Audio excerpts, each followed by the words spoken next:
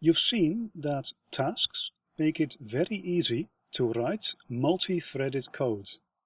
Tasks represent a low-level unit of work that can execute asynchronously and safely return a result across threads.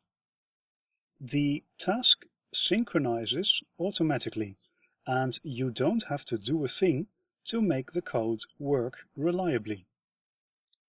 This is a huge advantage over what we've seen in the fundamentals section. Manually setting up a locked shared variable and adding robust inter-thread communication with two auto-reset events is a lot of work. The task class automates all of this away. It won't surprise you to hear that the task class is the foundation for many other asynchronous frameworks in C#. The Parallel Link library, or plink, is built on top of the task framework. There's also a class called Parallel that creates tasks for you. And even the async and await keywords in C# version 5 use tasks. The task has become the workhorse of asynchronous programming in C#. So when should you use them? I mean, any coding problem can be expressed as a series of tasks, or perhaps a parallel link expression. Or you could use the Parallel class to start tasks instead of doing it manually. What library should you use and when? To answer this question, let's look at the three fundamental steps of an asynchronous process. 1. Map a problem into independent units of work and assign each unit to a task. 2. Perform a series of operations on each unit. 3. Reduce the units into a result. Each asynchronous library in C# automates one or more of these steps. But the tasks library is the foundation for everything else, and therefore it does not automate anything. You have to perform all steps yourself. You could clearly see this in my word reversing program. I had to manually perform both the map step and the reduce step with tasks. There was no automatic function to do this for me. So if I put each library in a table, I can compare them like this. You can see that the task library does no mapping and no reducing. The Parallel class does automatic mapping and no reducing. And Parallel Link does automatic mapping and automatic reducing. So when should you use tasks? Simply put, whenever you want to imperatively declare all operations and you have no need for automatic mapping and reducing.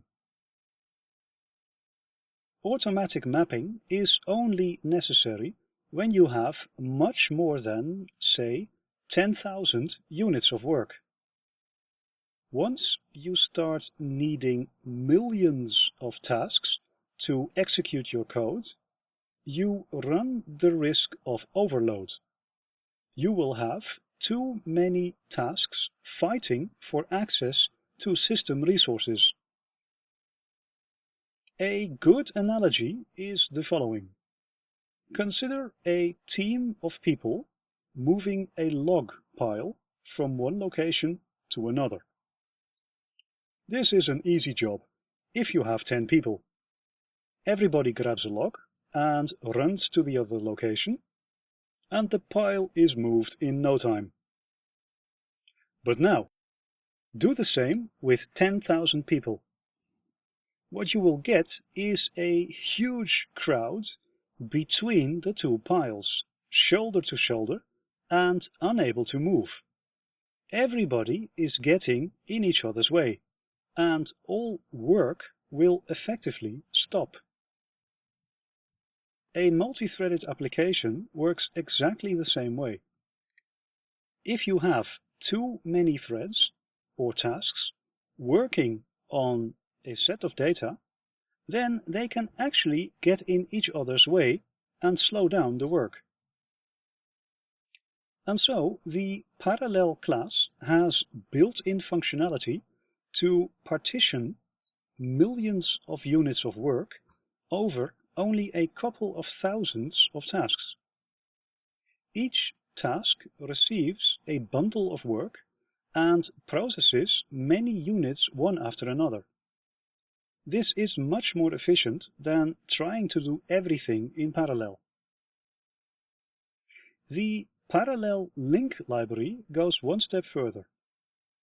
It can partition millions of units of work over a limited number of tasks, but it also automatically aggregates these bundles back into a final result. As the developer, you are completely unaware that this process is going on behind the scenes. But if you only have a couple of thousand units of work, there is no need for bundling, and you can safely use the Task Parallel library. So, to summarize, there are three asynchronous frameworks in C#: the Task Parallel library, the Parallel class, and the Parallel Link library. The Parallel class automatically partitions millions of units of work onto thousands of tasks. The Parallel Link library does this too, but it also automatically aggregates the bundles into a final result. You should use tasks if you have up to 10,000 units of work and you do not need automatic mapping or reducing.